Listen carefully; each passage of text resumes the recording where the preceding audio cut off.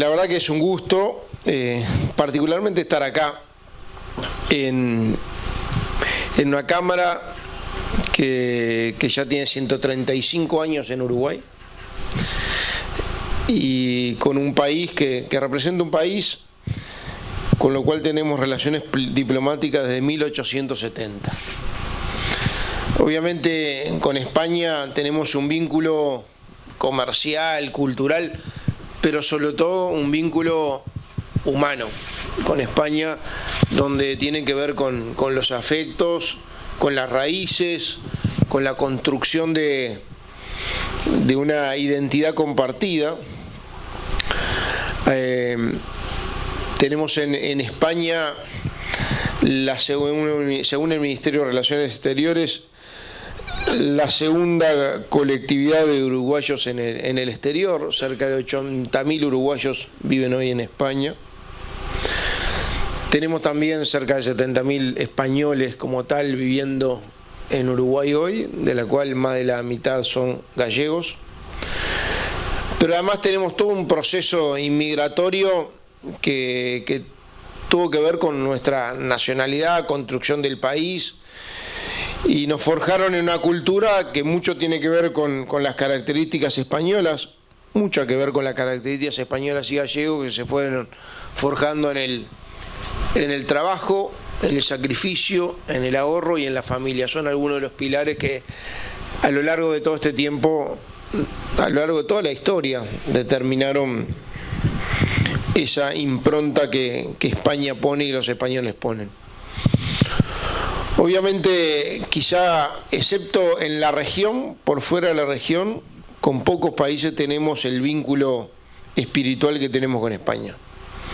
Tan es así que el concepto de madre patria, de muchas otras cosas más que vienen a lo largo de la historia, hacen de España, como cabeza de Iberoamérica, un actor fundamental, con el cual tenemos para adelante muchas posibilidades de avance, de superación, en muchos términos y en muchos planos. Obviamente en lo cultural, en el intercambio.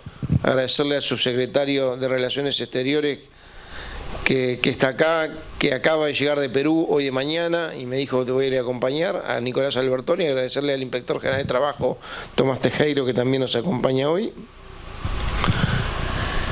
Pero más allá de eso, tenemos también con España algunos desafíos por delante que son muy interesantes, que tienen que ver con la coyuntura y que tienen que ver con el futuro. Con la coyuntura y con el futuro, nosotros tenemos el desafío, y lo miro a Nico Albertoni y lo miro a Sebastián Rizzo, de aumentar un comercio con España que, si bien el 2021 superó el 100% a lo que comerciamos en el 2022, en lo que exportamos en el 2022, todavía es un comercio que tiene un potencial de desarrollo importante. Estamos hablando de 300 millones, 330 millones de dólares de comercio con España, y la verdad que no tiene un correlato con el vínculo que tenemos en otras áreas, más allá de la comercial, con España, que debemos profundizar. Lo segundo, compartimos valores con España, valores con respecto a la democracia, al multilateralismo, a los derechos humanos, a la equidad, a valores fundamentales. Y compartimos con España además que estamos en un momento de una gran oportunidad, donde estamos muy esperanzados que la presidencia española de la Unión Europea, pro tempore, pueda ser un catalizador de la firma definitiva de un acuerdo comercial, el Tratado de Libre Comercio entre el Mercosur y la Unión Europea, que tiene 25 años y a esta altura da vergüenza hasta decirlo, porque si uno habla de que un acuerdo se negocia 25 años, a la conclusión que llega es una sola, no hay mucha voluntad de firmarse. Es más, con el riesgo de quedar muchas veces desactualizado, porque el mundo funciona tan rápido que muchas de las cosas que se fueron acordando a lo largo de estos 25 años ya quedan desactualizadas. Acaba de venir una nota, me podrá decir Nicolás Albertoni, de un protocolo adicional ambiental para que la Unión Europea le pidió al Mercosur y que lo estamos evaluando, pero Uruguay, no solo por su vocación ambiental, por sus características de cuidado del medio ambiente, por la creación del medio ambiente y por haber hecho de la política ambiental una política transversal en todas las políticas públicas, el Uruguay está en condiciones de avanzar en la firma del convenio con la Unión Europea, que lo encuentra necesario. Pero además no solo eso, hace poco tiempo atrás tuvimos al ministro de Industria, Omar Paganini, firmando un acuerdo de neutralidad del carbono al 2050, ¿es así?, con la Unión Europea, y Uruguay es el primer país que lo firma, con lo cual nos parece también una oportunidad en ese sentido bien importante, con lo cual la Embajada de España tiene la Cámara empujando, tiene mucho que ver en el desafío de esta presidencia pro tempore de la Unión Europea, para ver si España puede rubricar con parte de Iberoamérica como presidente de la Unión Europea este acuerdo, que para nosotros es una oportunidad de comercio, más allá de comercio, pero es una oportunidad de comercio e inversiones realmente importante. Eso es lo que tiene que ver con las relaciones bilaterales, que esperamos que sigan en la misma línea, que profundicemos las económicas y comerciales, pero que compartimos lo de siempre, estos valores. Y ahora voy a hablar la segunda parte de lo que me pedían que hablara, que tiene que ver un poco de la visión de Uruguay, del gobierno, no sé si un balance, pero por lo menos una puesta a punto de estos ya 4 años de gobierno. Parece mentira qué rápido que pasaron y todo lo que pasó en estos 4 años. Este es un gobierno que va a terminar el periodo quizás con una característica que no tuvo ningún otro gobierno, que es un gobierno condicionado en los 2 primeros años. Los gobiernos duran por constitución 5 años en Uruguay. Este es un gobierno que en términos operativos, químicamente puro, va a tener 3 años operativos. Porque los primeros 2 obviamente fueron muy condicionados por la pandemia.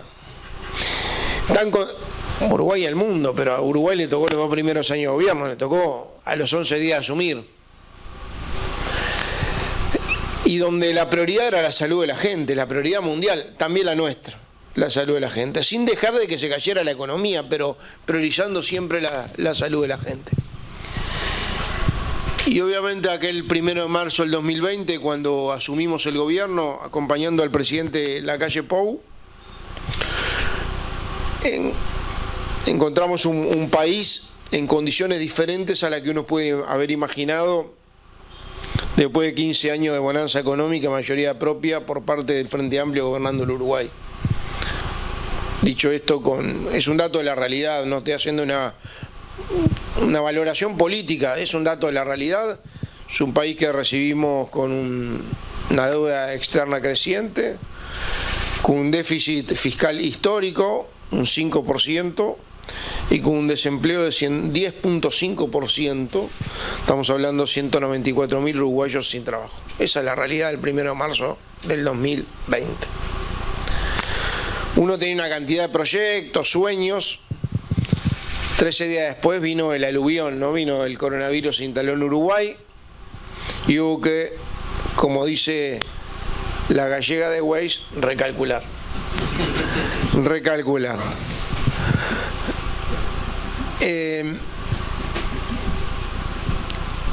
Y obviamente encaramos esa pandemia con 3 características que para mí fueron características aplicadas a la pandemia, pero que se transformaron en características intrínsecas del gobierno.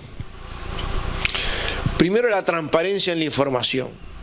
Lo vimos en la pandemia y lo vimos ahora en la crisis hídrica.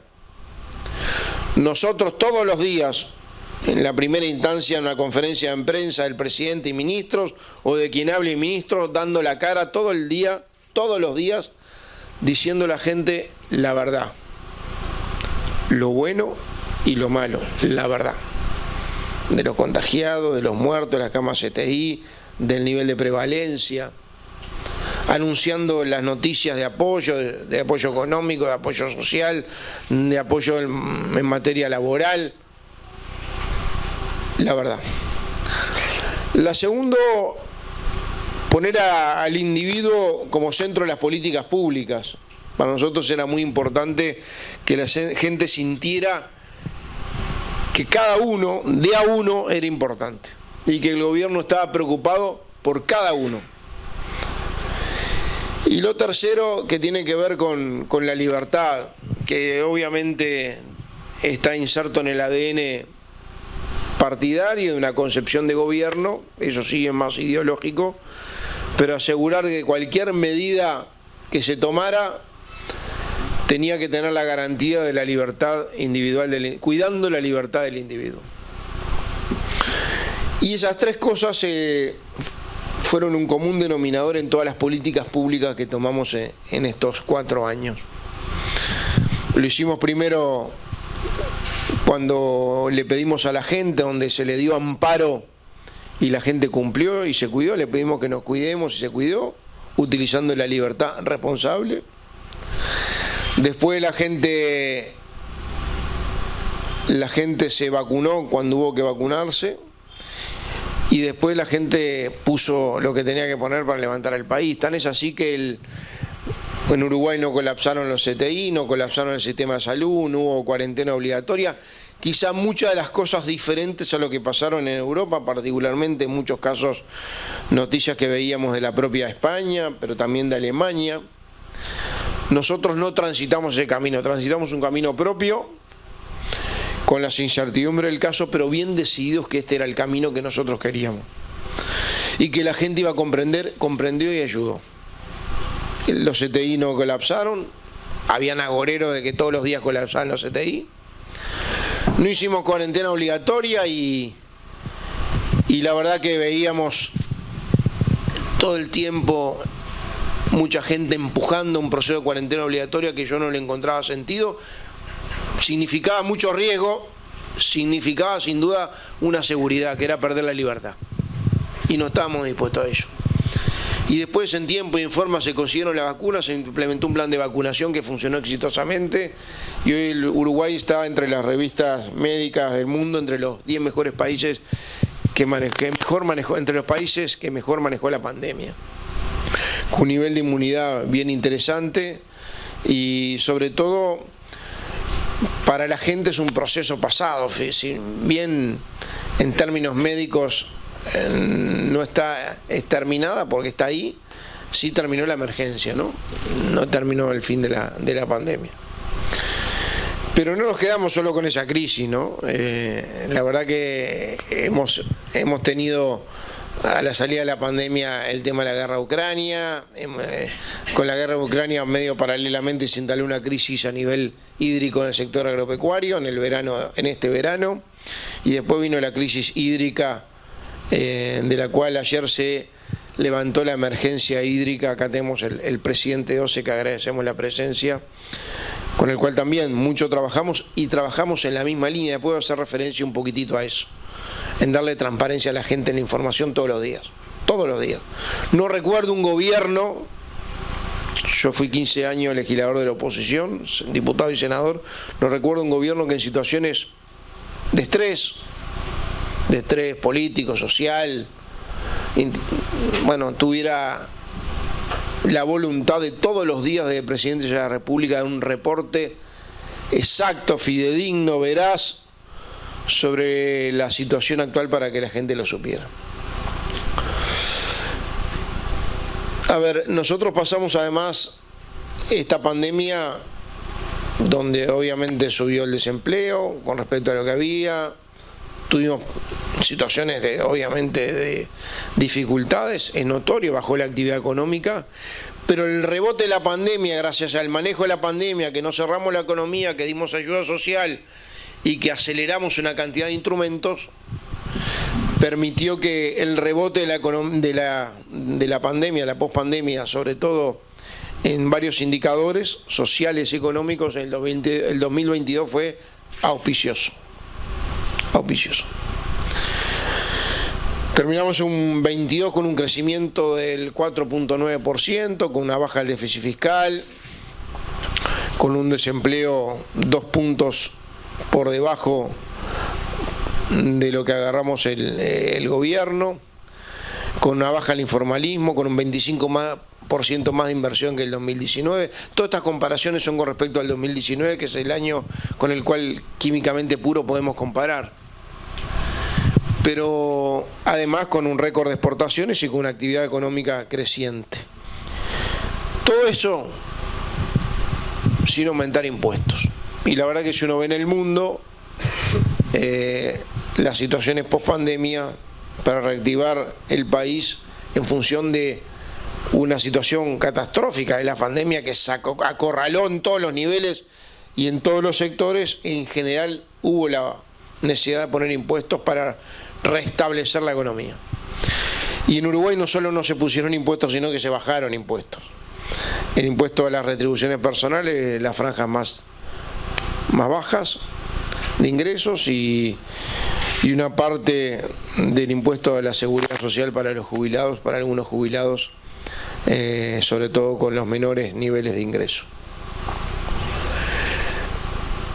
Este es otro año, el 2023, donde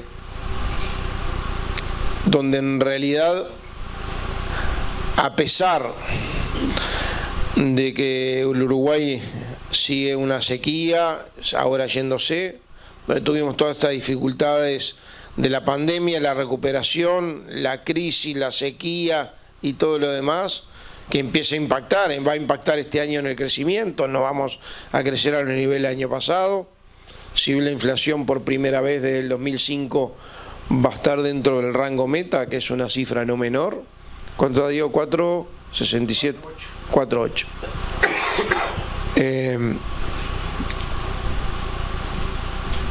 Estamos en un año de muchos desafíos. Sin embargo, a pesar de todo esto que pasó, porque hasta pasó en Uruguay algo que había dos cosas que no habían pasado nunca, una crisis, una seca en el verano uno la podía tolerar, estaba acostumbrado, una seca en el invierno hacía 74 años que no había. Pero además, si algo nos faltaba, hasta un terremoto apareció en Uruguay.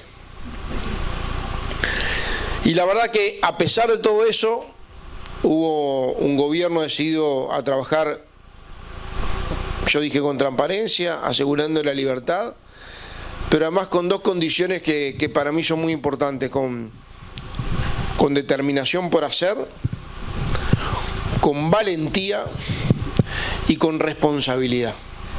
Para mí son temas realmente importantes, la valentía y la responsabilidad. Este es un gobierno que vino a ordenar la casa del Uruguay.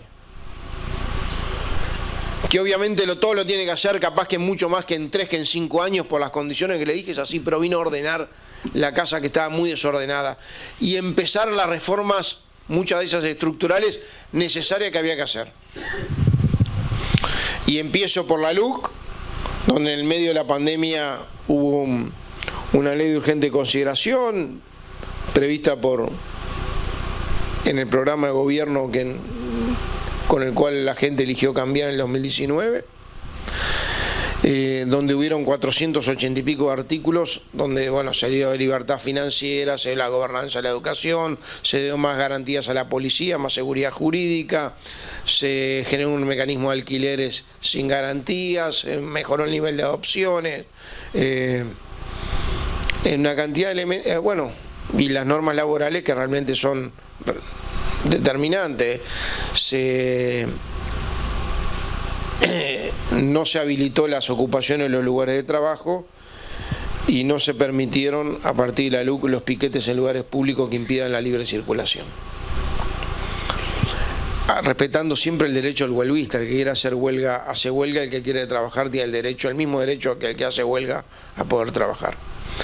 Eso fue en el medio del proceso de la pandemia, se elaboró por parte del presupuesto del Parlamento, se aprobó un referéndum contra la LUC y que la gente volvió a ratificar porque era en definitiva la esencia, la columna vertebral de el marco normativo sobre el cual el gobierno había basado su planificación estratégica y estaba en el programa de gobierno que llamó Un Compromiso por el País. Pero después encarando algunas reformas en esta última etapa, tercer y cuarto año, que hablan de la responsabilidad y de la valentía.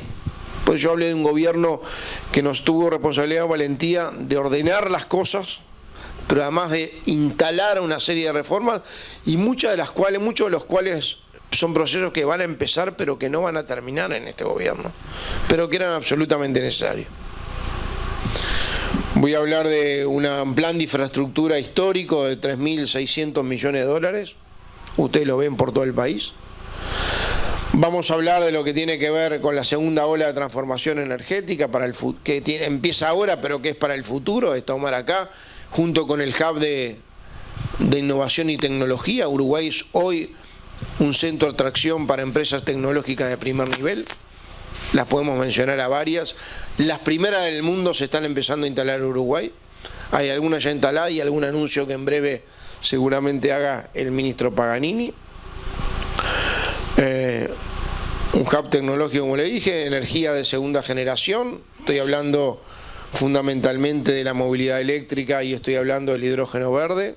Uruguay también primereando en esos temas que tienen obviamente que ver con el desarrollo, pero tienen también con un desarrollo sustentable, y por eso, entre otras cosas, felicitar al equipo en general de gobierno, liderado por el Ministerio de Economía, el Banco Central, el Ministerio de Ganadería, el Ministerio de Industria y el Ministerio de Medio Ambiente, que se animaron en octubre del año pasado y están empezando a animarse de vuelta a hacer una emisión de bonos con características medioambientales en función de beneficios por cumplimiento de metas medioambientales. Demostró la confianza internacional que el Uruguay generó, porque este gobierno le recuperó la confianza al Uruguay. La confianza del mundo en Uruguay, particularmente de los inversores en Uruguay. Y cuando hablo de inversión, hablo de empresas y hablo de empleo.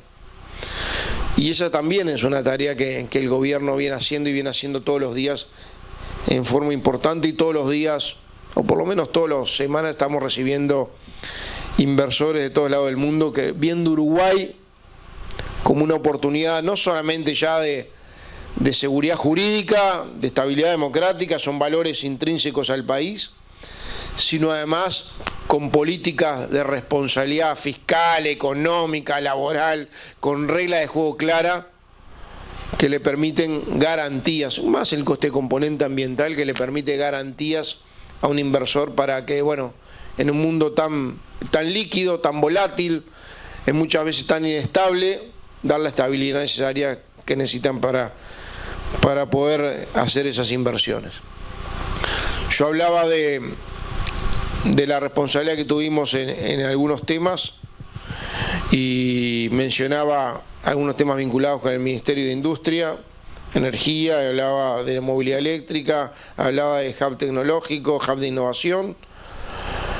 Voy a hablar de algo que es histórico, que va a empezar este gobierno y seguramente no lo termine y lo continúe el siguiente. Ojalá que el siguiente tenga las mismas características, en el sentido con las mismas prioridades que este gobierno, y es poder por primera vez en forma importante avanzar sobre darle condiciones de decencia, de dignidad a la gente que está en condiciones indignas de vivienda. Estoy hablando de los asentamientos, el plan Avanzar.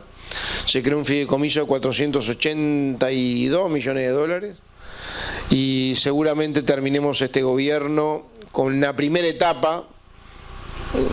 Asumimos con 220.000 personas uruguayos en asentamientos, viviendo en condiciones indignas, con más de 650 asentamientos de todo el país. No vamos por todo, no podemos, pero sí es una inversión histórica que no tiene ningún parangón en la historia del Uruguay para tratar de regularizar o relocalizar asentamientos. Y esperemos llegar al final de este gobierno con 15.000 hogares relocalizados o regularizados, con cerca de 55, 60.000 personas ya en otras condiciones de vida. Se llama el Plan Avanzar, lo empezamos el año pasado, era necesario seguramente y ojalá lo siga el gobierno que viene. La segunda transformación, que tiene que ver con la transformación educativa, imprescindible. Los niveles, indicadores educativos en Uruguay, sobre todo mirá los últimos 3 años del último gobierno de Frente Amplio, eran realmente muy lamentables y preocupantes, sobre todo los niveles de aprendizaje y de deserción, ciclo medio sobre todo. Bueno, la transformación educativa era necesaria, empezó este año y es un tema que va a continuar, se va a profundizar, con temas de centros Espínola, enseñanza integral, dual, tiempo completo, características muy importantes más allá del cambio de la gobernanza.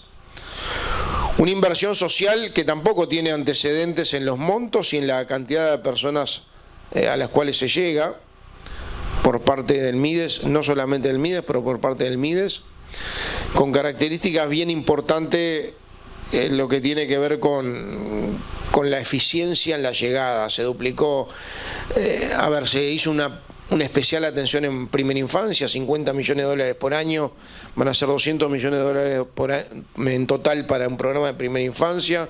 Se le agrega este año la rendición de cuenta 20 millones de dólares para salud mental y adicciones. Se duplicó el bono crianza, se aumentaron las tarjetas de Uruguay Social y el plan de equidad, se duplicó la tarjeta para el tema de la alimentación del MIDES. O sea, hay un abordaje social como nunca antes lo hubo en Uruguay. ¿Se generan oportunidades laborales? Y sí. La verdad que uno lo dice con orgullo, porque atrás de cada trabajo hay una familia, hay un hombre, hay un hijo, hay una mujer, hay un núcleo familiar que tiene la mejor de las políticas sociales, que da la posibilidad de empleo. Asociado con una baja del informalismo, que es muy importante porque esto implica además protección social. Asumimos con 25% de informalismo y a pesar de la pandemia hoy estamos apenas por debajo del 20%. O sea, son señales positivas, auspiciosas. Ayer o anteayer se conoció la nueva tasa de desempleo. 7.8. Recuerdan que asumimos con 10.5 y en el medio tuvo la pandemia, ¿no? La tasa de desempleo es 7.8. Pero lo más importante, quizás sea la tasa de empleo y la tasa de actividad. Hay que remontarse muchísimos años para atrás para ver una tasa de empleo de actividad de este nivel, 58 y pico por ciento, 65%, según sea de empleo de actividad, 63%. Estamos a niveles históricos con 1.750.000 uruguayos con trabajo. En este gobierno se crearon 110.000 puestos de trabajo. O sea, no solo se perdieron hace alguna pandemia y se recuperaron, sino que además se recuperaron muchos más, se crearon nuevos puestos de trabajo. Estamos hablando de 110.000 puestos de trabajo nuevos, exactamente 109.000 puestos de trabajo nuevos. Y eso obviamente tiene que ver con un impacto laboral, social, pero además si eso lo asociamos a los niveles de protección y de formalismo, le estamos dando, la verdad que, una solución mucho más integral para el futuro de los uruguayos. Esto en una política social vinculada a lo social y al empleo, que tiene que ver con un programa muy novedoso, se llama Oportunidades Laborales o Jornales Solidarios, que son 12.000 personas por año que están trabajando en convenio con las intendencias departamentales para aquellas personas que no tienen ningún tipo de calificación especial. El más bajo nivel de calificación laboral, de acceso al trabajo, con problemas de acceso, darle una experiencia laboral y ahora con posibilidades de formación en convenio con INEFOP, con ACE para que tenga carnet de salud, para poder después, en este estribo que se le da del Estado con las intendencias, del Gobierno Nacional con las intendencias, el poder después reinsertarla en el mundo del trabajo. Reformas, es inevitable hacer referencia a la seguridad social, es inevitable. Todo el mundo asumía que esto era imprescindible, que era necesario, absolutamente necesario. Vimos todos los gobiernos, todos los presidentes y todos los principales actores políticos y sociales decir que este sistema no era sustentable. Ahora, alguien tenía que asumir el tema, aterrizar proyectos, generar el diálogo social. No hubo una ley que tuviera más diálogo social que esta. 2 años estuvo. Trabajaron creo que en el Banco Central, digo, ¿no? Trabajaron con todos los partidos políticos, con los actores sociales y terminaron en borrador, un anteproyecto, que se le presentaron a todos los partidos políticos. Y pasó lo que me hubiera gustado que no pasara. Me hubiera gustado que no pasara en muchas ocasiones. Me hubiera gustado que en la pandemia todos estuviéramos del mismo lado, en defensa de la vida y del futuro de los uruguayos. No todos estuvieron lamentablemente del mismo lado. Algunos prefirieron un posicionamiento político a un tema de una causa nacional. Y en el tema de la seguridad social, todos los que habíamos reclamado la necesidad de implementar una tal reforma, cuando llegó el momento de votar tampoco estuvieron. Una reforma que tuvo diálogo social, que tuvo discusión, que tuvo negociación, que es justa, que es necesaria, que tuvo efectos positivos que ya empezaron a verse. Los jubilados pueden estar jubilados y trabajar al mismo tiempo a partir del 1 de agosto, se aumentan las jubilaciones mínimas, una especial atención a las madres con hijos, particularmente con madres con hijos discapacitados, pensión universal, pensión a la vejez en forma universal, o sea, tiene una cantidad de beneficios y además de darle sustentabilidad al sistema para el futuro, asegurándole a las futuras generaciones que el sistema se van a poder jubilar y que el sistema tiene sustento. Esto habla de responsabilidad y habla de valentía, de las dos cosas. Y después en un tema que obviamente tuvo relevancia por la crisis hídrica, pero a mí me gusta resaltarlo, seguramente este periodo la OCE va a ser recordada porque tuvo la vocación, el gobierno, la OCE, el gobierno entero, de hacer las obras que todo el mundo también decía que había que hacer, pero que nadie las hacía. Nadie las hacía. Y que estamos ante un riesgo que lo vivimos, que jamás imaginamos que iba a darse, pero que se dio. Todos sabíamos que la zona metropolitana de Uruguay dependía exclusivamente de arriba, mucho más que de abajo. Porque había una sola fuente de agua potable para todo el sistema metropolitano, que son casi 1.750.000 personas por ahí, ¿no? 800.000 por ahí. Dependía todo el sistema de Santa Lucía. Si no estaba la lluvia, si las reservas se acababan de Paso de Verino, o si había algún otro problema, tenemos ante un tema de seguridad nacional. No solo abastecimiento, seguridad nacional. Estamos hablando de agua potable para tomar, de agua para cocinar o agua para higienizarse. Todos lo sabíamos.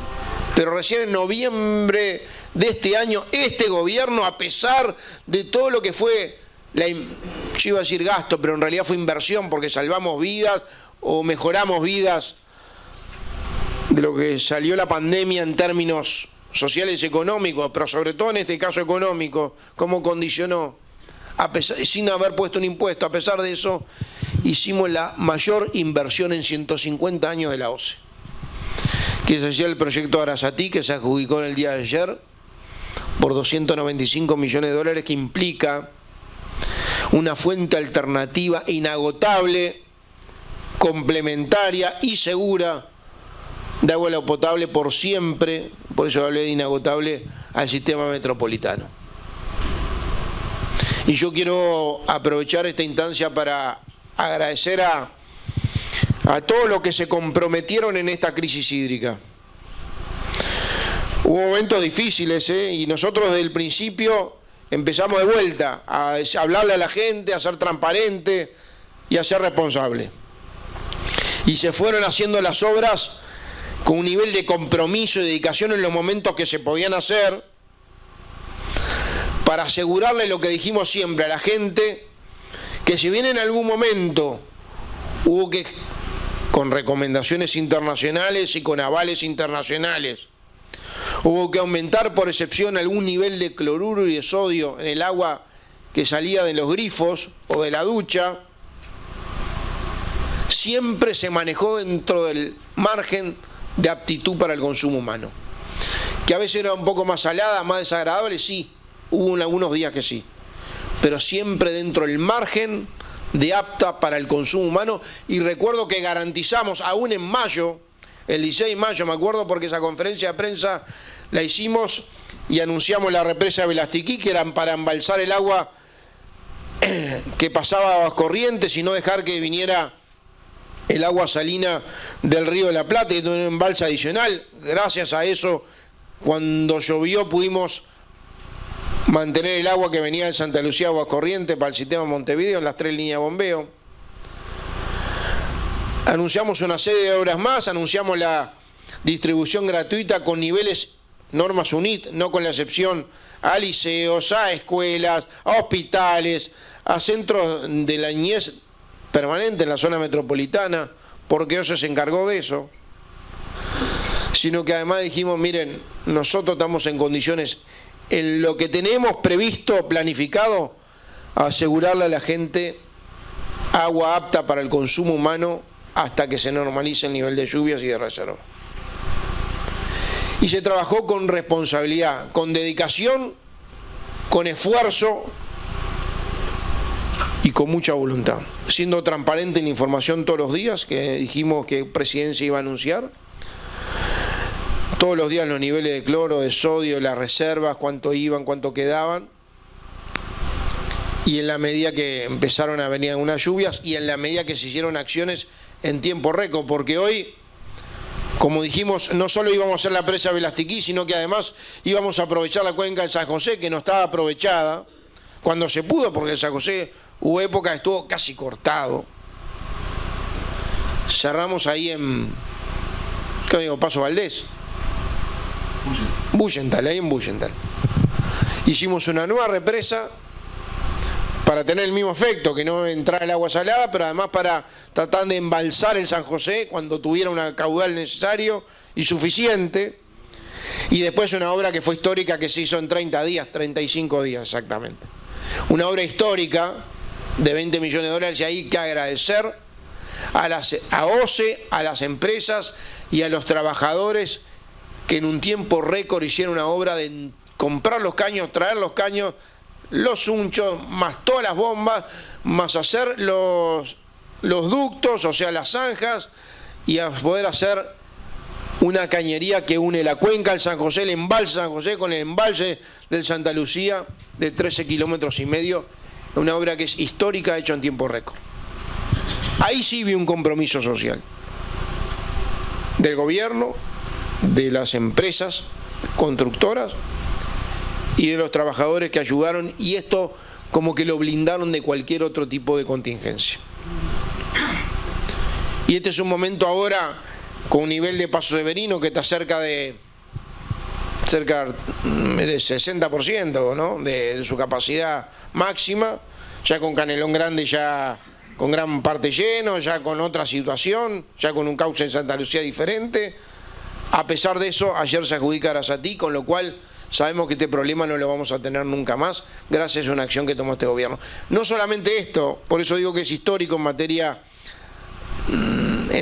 de agua y en materia de manejo del agua y de calidad de vida de los uruguayos. Vamos en proceso de licitar una obra que implica el saneamiento para 61 localidades del interior del país, que va a pasar del 50 y pico % de saneamiento a 74%, con lo cual le aseguramos calidad de vida a mucha gente que en realidad hoy no la tiene. Estas son obras estructurales que no son para este gobierno, son para adelante. Y cuando uno le toca la realidad de gobernar quizá con menos tiempo, administrar los fondos que siempre son finitos, pero a su vez con la carga de la responsabilidad, de la esperanza, cuando la gente quiso cambiar, porque hay que hacer no solo algo mejor, sino también algo diferente, porque la gente cambió para que hicieras algo diferente. Bueno, este es un gobierno que tiene un compromiso social importante, un compromiso vinculado a la seriedad, a la responsabilidad y revertido a la libertad. No voy a hablar hoy de política internacional, ya hablé del tema Unión Europea-Mercosur. El Uruguay está en este caso abierto a la búsqueda de mecanismos que generen oportunidades de inserción internacional, sobre todo de intercambio comercial, en los formatos que sean, pero para mejorar el acceso al mercado y en definitiva la posibilidad de generar trabajo genuino y permanente para los uruguayos. Acaba de presentar y se está haciendo un trabajo vinculado al Tratado Transpacífico, no es el único, y vamos a seguir trabajando en ese sentido.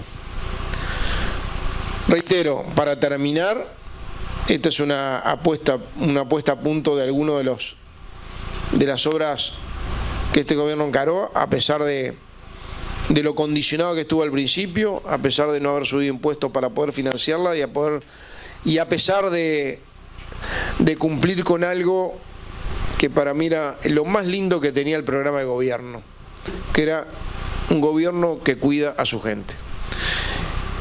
Nosotros tuvimos la posibilidad de ganar un pedazo de futuro y obviamente en la elección que viene el dilema va a ser cómo encaramos para adelante.